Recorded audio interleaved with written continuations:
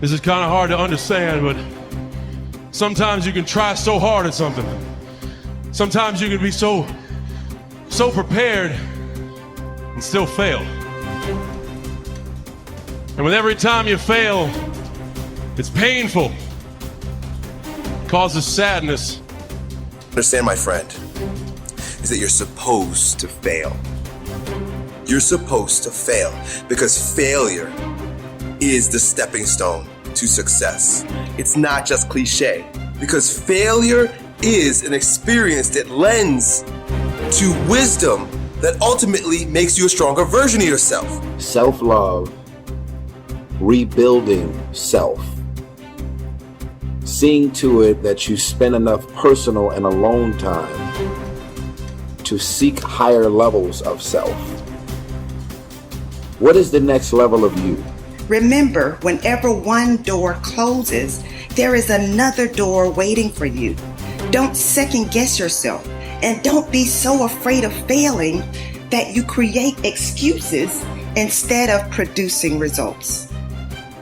Every day, you have another opportunity to be and do what you were meant to do on this earth. This decision you're making right now will determine your outcome of your tomorrow. We don't have control over yesterday, but this decision that you're making right now will push you, will purge you, will drive you to have that fire down inside. There's never been a point, anytime, and there never will be, where everything is perfect. Okay? No such thing. Because life is a possibility. Because it's a possibility, it cannot be perfect. Doesn't matter what we do, there's still something more to do. The possibilities when you do this, although unknown, are endless. But one thing is for certain, if you don't push yourself, nothing in your life will change. If you want a thing bad enough to go out and fight for it, to work day and night for it, to give up your time, your peace, and your sleep for it, if all that you dream and scheme is about it, and life seems useless and worthless without it, and if you gladly sweat for it and fret for it and plan for it, and lose all your terror of the opposition for it. Human being, you got unlimited potential. You can put effort on you, and by concentrating on you and developing you, you can transform your life wherever you are right now. There has to be something so deep in you that drives you. So what really does it for me is I know what we're capable of. And I know that most human beings aren't willing to go where I am. And that's a very, very dangerous thing. I'm not saying I'm better than anybody else. Everybody has this talent. It's not a talent. It's just realizing that we stop way short of our true potential. So through my life, I realize these things. And I know what gives me fuel is I know that most people who are blessed with so much talent, great parents, great upbringing, didn't come where I come from. They're gonna quit before me. Having all the tools that they have, they didn't have the ability to examine themselves. When you have everything so nice in life, it's great to have a great life. But what happens is you don't self-examine. You don't do a live autopsy. When you have a fucked up life, it almost forces you to do a live autopsy. It forces you to find strength from places that no one looks from. Because food is not at the ready. You know, I have a learning disability. It's not at the ready. I can't just pick up a book and start reading. Right. There's preparation behind everything I do. There's everything I do has to come with so much preparation. It's despicable. It makes me sick. My own personal life makes me sick. That's why I'm so disciplined now. Without my self-discipline, there is no David Goggins. Like, I can't stop reading. I won't be able to read tomorrow. I will lose it that fast. I cannot stop going to the gym. My mind is set up in a spot where, hey, the second I stop, it wants to stop. Because I had a quitting mind growing up.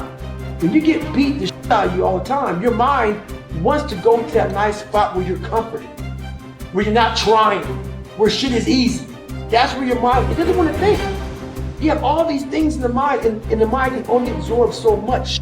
So all the pain it has to go through, it wants to push it away and say, let's not do that. So every day I'm fighting where the mind wants to go.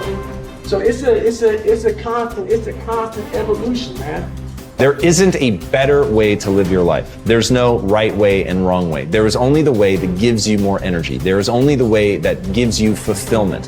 When you have those things, when you're fulfilled by what you're doing and it's giving you, the harder you pursue it, it's giving you more energy, you're on the right path. As the Greeks would say, segolodromo, I can't believe I messed that up. Segolodromo, which means you're on a good road.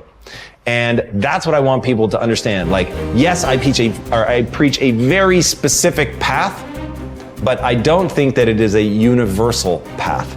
And so the only universal path is to do the things that give you fulfillment and energy. So if spending time with your friends gives you that, then you should be spending more time with your friends. If dating gives you that, then you should be dating. So you don't need to want to be the best in the world at something. You don't need to want to make a lot of money. You don't need to want to be an entrepreneur. They're literally just stand-ins. They're proxies for fulfillment and energy creation. That's it. Many people have had difficult experiences growing up. They have fallen onto hard times and become associated with the wrong people. They have behaved in ways that were illegal or socially unacceptable. Sometimes they have even been convicted and sent to prison for their crimes. But at a certain point in life, they decided to change. They thought seriously about the kind of person that they wanted to be known as and thought of in the future. They decided to change their lives by changing the values that they live by. By making these decisions and sticking to them, they changed their lives. And what others have done, you can do as well. Remember, it doesn't matter where you're coming from. All that really matters is where you're going. If you were an outstanding person in every respect, how would you behave toward others? What sort of impression would you leave on others after you had met them and spoken with them? Imagine you could be a completely excellent person. How would you be different from today? The moment that you begin walking, talking, and behaving in ways that are consistent with your highest ideals, your self-image improves, your self-esteem improves, your self-esteem increases, and you feel happier about yourself and your world. For example, whenever you are complimented or praised by another person, or given a prize or an award for accomplishment, your self-esteem goes up, sometimes dramatically. You feel happy about yourself. You feel that your whole life is in harmony and that you are living congruent with your highest ideal. You feel successful and valuable. Your aim should be to deliberately and systematically create the circumstances that raise yourself. Esteem in everything you do. You should live your life as if you were already the outstanding person that you intend to be sometime in the future. Decide today to be a man or woman of honor. Resolve to tell the truth and to live in truth with yourself and others.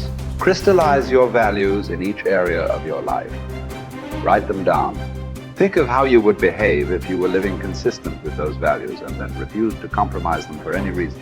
Once you accept complete responsibility for your life and for everything that happens to you, and then create an ideal picture of your perfect future and clarify your values, you are now ready to begin setting clear, specific goals in every area of your life.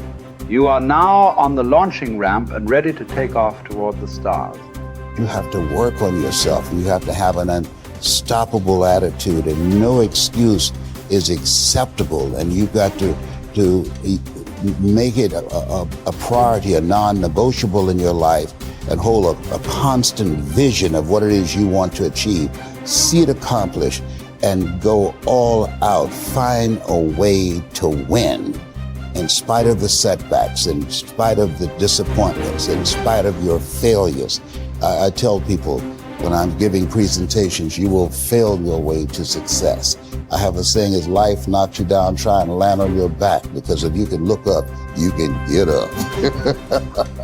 And so those experiences of going after goals that's beyond your comfort zone and having relationships that will challenge you. And so those experiences, they challenge you to go to that next level and continue to move forward in your life, doing new and exciting things that eye has not seen, ear has not heard, nor is it in the heart of mankind what God has in store for you when you live a heart-centered life, deciding that you're going to live a life that will outlive you. You're going to live a life that counts, a life that will build a legacy and change the planet. You know, Horace Mann said, we should be ashamed to die until we've made some major contribution